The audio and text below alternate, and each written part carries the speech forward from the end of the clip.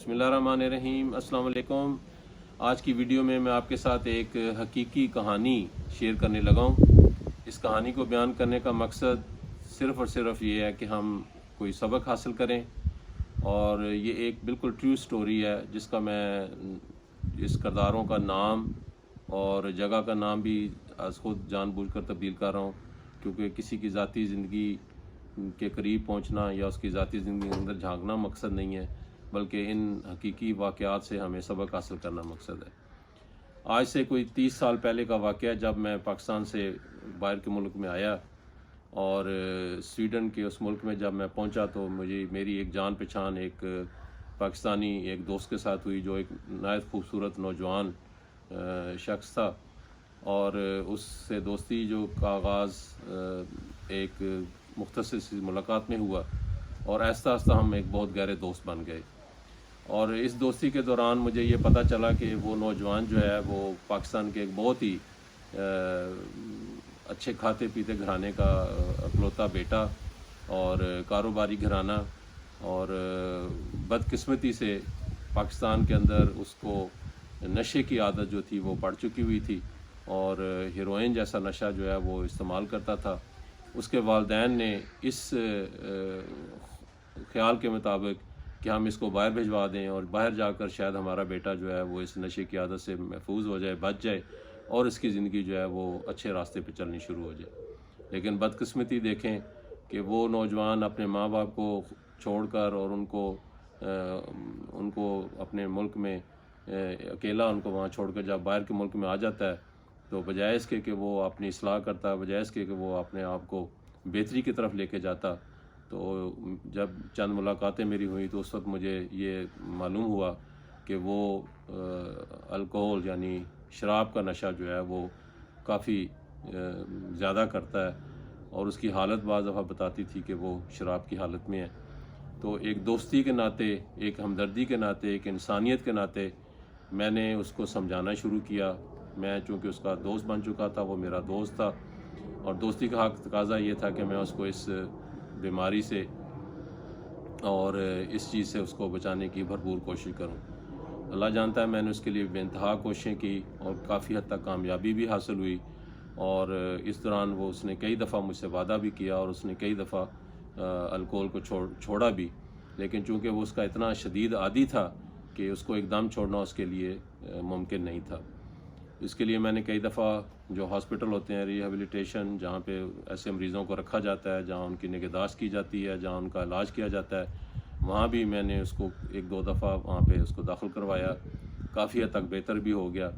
लेकिन बदकिस्मती कह लें कि वो बार बार इस रास्ते पर चल पड़ता था।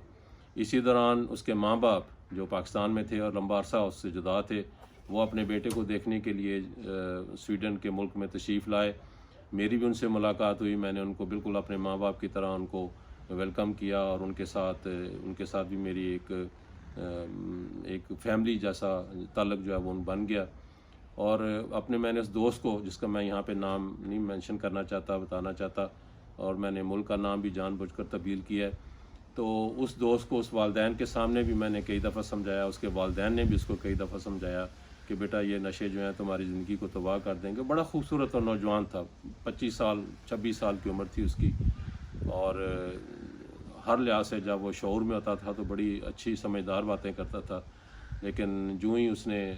उस माहौल में चला जाता था नशे की हालत में, तो फिर वो अपने आप को भी भूल जाता था और अपने उस माहौल को भी।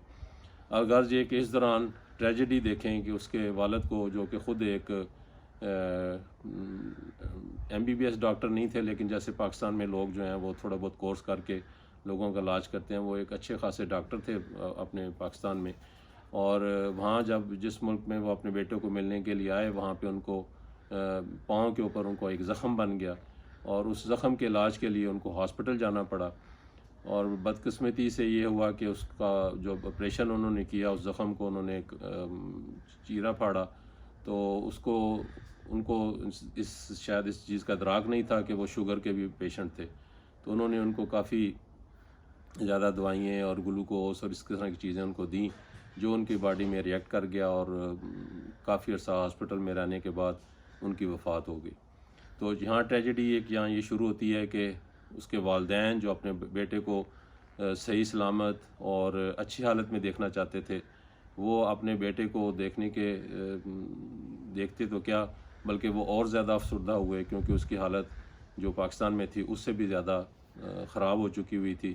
اور وہ نشے کو چھوڑنے کے اس مقام پہ نہیں تھا جس پہ وہ اس کے ماں باپ اس کو دیکھنا چاہتے تھے۔ اب اس جگہ پہ اس کی باپ کی ڈیتھ ہو جاتی ہے، اور اس کی ماں، اس کی والدہ جو ہے اپنے خامند کی لاش لے کے جو ہے وہ اپنے پاکستان واپس جاتی ہے۔ ایک طرف اس کو اپنے خامند کا غم اور دکھ، اور ایک طرف اس کے بیٹے کے اس حالت کا دکھ۔ آپ خود اندازہ لگائیں کہ ہمارے وہ والدین یا ہمارے وہ بہن بھائی یا ہمارے وہ لوگ کس کیفیت سے گزرتے ہوں گے جب ان کی اولاد یا ان کے عزیز و اقارب جو ہیں وہ ان چیزوں میں، ان نشوں میں جب وہ پڑ جاتے ہیں۔ یہ ایک ٹروتھ ریئلٹی ہے جو میں آپ کے ساتھ شیئر کر رہا ہوں، اور اوورسیز کے حوالے سے خاص طور پہ میں یہ بات کر رہا ہوں کہ ہمیں ان چیزوں سے خاص طور پر اپنے بچوں کو، اپنے ارد گرد کے ماحول میں نوجوانوں کو، اپنے آپ کو اس چیز سے محفوظ کرنے کی ضرورت ہے۔ یہ نشہ ایک ایسی لعنت ہے، ایک ایسی موذی مرض ہے جس سے انسان کی زندگی جو ہے وہ، اگر وہ زندہ بھی رہتا ہے تو ضائع ہو جاتی ہے، اور اگر اس حد تک پہنچ جاتا ہے تو وہ اپنی زندگی سے بھی ہاتھ دھو بیٹھتا ہے۔ تو میں آگے بڑھاتا ہوں اس کہانی کو۔ جب اس کی والدہ اپنی خامند کی ڈیڈ باڈی کو لے کے پاکستان چلی جاتی ہے تو وہ دوست میرا جو ہے وہ کافی اس واقعے سے وہ بھی غمزدہ ہوتا ہے، اور اس نے مجھ سے وعدہ کیا، عہد کیا کہ اب وہ اپنی حالت کو سدھارنے میں سیریس طور پہ اقدام کرے گا، اور اس نے کوشش بھی شروع کی، اور اس کو پھر ایک دفعہ ہاسپٹل میں داخل کروایا گیا، اور اس کا علاج بھی ہوا، اور کافی حد تک اس کے اندر امپرومنٹ آئی۔ میں بڑا خوش تھا، میں اللہ کا شکر ادا کرتا رہا۔ لیکن اس دوران خدا کی کرنی یہ ہوئی کہ میں پہلے جس جگہ اس کے ساتھ رہتا تھا، جس شہر میں، مجھے کسی اور جگہ، یعنی کہ کم از کم 80-90 کلومیٹر دور کے لیے میں مجھے شفٹ ہونا پڑ گیا۔ میرا آہستہ آہستہ اس سے رابطہ جو ہے وہ کم ہونا شروع ہو گیا، لیکن ٹیلی فون کے اوپر ہم ایک دوسرے کے رابطے میں رہے۔ میں اس سے پوچھتا رہا، مجھے وہی تسلی دیتا رہا کہ نہیں، اب میں ٹھیک ہوں، اب ایسی کوئی بات نہیں۔ پھر اتفاق ایسا ہوا کہ کچھ سالوں بعد میں سویڈن چھوڑ کے میں یہاں یو کے آ گیا، اور یو کے آنے کے بعد میں نے پھر اس کے ساتھ کوئی رابطہ رکھنے کی کوشش کی۔ کچھ عرصہ میرا ان سے رابطہ رہا، لیکن پھر اس کے بعد میرا اس کے ساتھ رابطہ منقطع ہو گیا۔ اور اسی دوران کچھ سالوں بعد مجھے ایک بہت ہی بری خبر ملی کہ میرا وہ دوست جس کے لیے میں نے دعائیں بھی کی، جس کے لیے میں نے بہت کوششیں بھی کیں، جس کے والدین کے ساتھ مل کر ہم نے کوششیں کی، اور اس ساری حقیقی کہانی کے اندر مجھے ایسے ہی لگتا تھا کہ میرا اپنا ایک چھوٹا بھائی، میرا اپنا ایک عزیز جو ہے وہ اس بیماری میں ہے، اس تکلیف میں ہے، اس دکھ میں ہے۔ میں نے بھرپور کوششیں کی اس کو اس تکلیف سے نکالنے کی،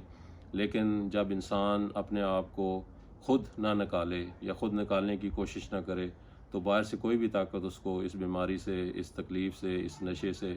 ان موذی امراض سے نہیں نکال سکتی۔ تو میں بتانے لگا تھا کہ کچھ عرصے بعد، کچھ سالوں بعد مجھے یہ خبر ملی۔ میں چونکہ ہر وقت اس کے لیے